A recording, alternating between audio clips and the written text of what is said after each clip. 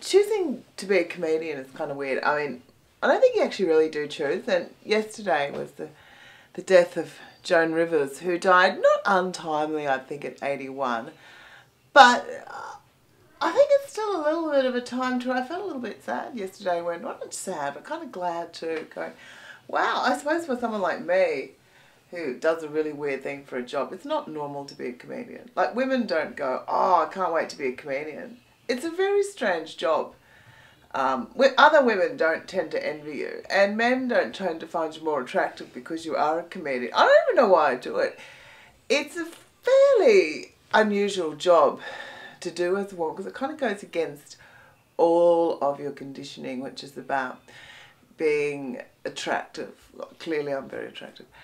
But, you know, about having to keep your front up, you know, making sure that no one sees that you can't cope, that you're not okay, that you're failing at something, that you're aging, that you're fat, that you're single, that you're sad, that you don't quite get it. That's what, as a comedian, you're the secret teller. You tell all the secrets. You tell your secrets first, and then everybody else's. So clearly, while people enjoy you, they're a little bit suspicious. And as a woman, we're just not socialised to do that. We are socialised to keep the front up.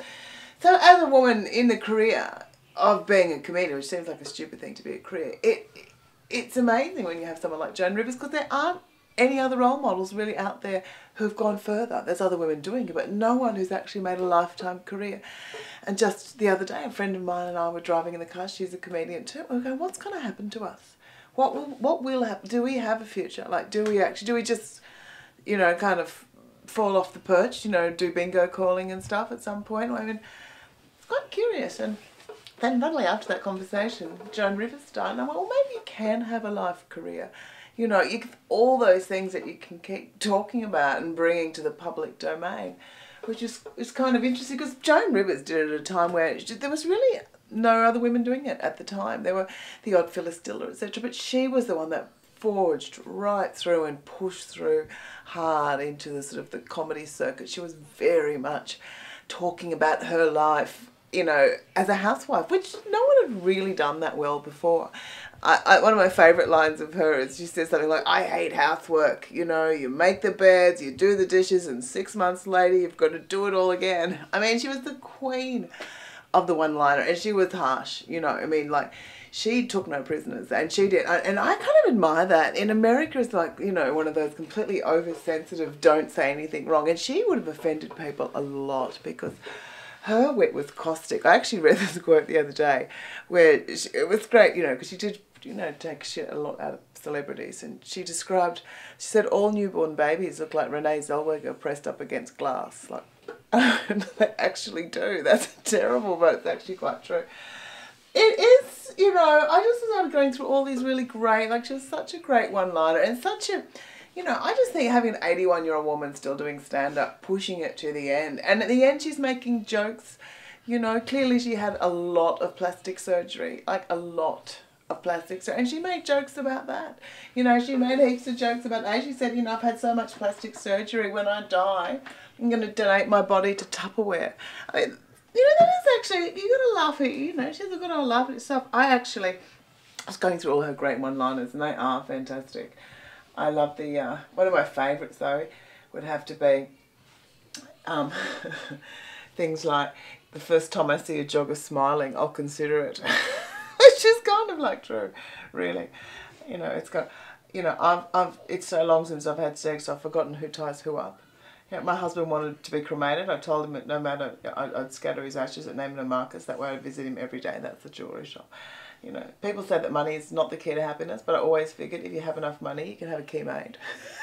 Really great. Someone actually, I heard this great quote, they asked her in an interview, you know, said something like that, you know, men are really attracted to intelligence. And she's like, oh, come on, I've never, you know, a man's never put his hand up a woman's dress to slip her a library card. So there's something kind of like, I don't know, you know, I think there's something quite remarkable about a woman coming through the 50s with that kind of attitude. It probably, you know, made a lot of people laugh, but would have upset a lot of apple carts in the process. And as a woman, where you do feel like you're saying uncomfortable things and you're thinking, have I gone too far? Have I said too much about myself? Have I Have I said too much about something else? Should I have an opinion? It's so refreshing. I reflected back on all her work yesterday and looked at all her fabulous kind of DVDs and, you know, bits of YouTube and went, you know what, who cares? You know, some of us are put on the earth to upset a few apple carts and knock a few things over and run at the edge and fall off, because half of life's experience is actually climbing back up again anyway, isn't it? She did say one really quite amazing, you know, which I think she's very much an outsider. She said one quote was, "I'm in nobody's circle, I've always been an outsider." And that is kind of the role of the comedian. You don't really belong anywhere. You're kind of this solo performer who turns up and does your bit and it all looks really fabulous, but you don't really belong anywhere, because really people are a bit suspicious of you. No one's going to really invite you anywhere because no one quite trusts you. And they shouldn't, because you can't help but see the ridiculous in everything, including yourself first. But something I actually really liked, something that she actually did say, which is here somewhere, but I can't quite find it, but I will find it.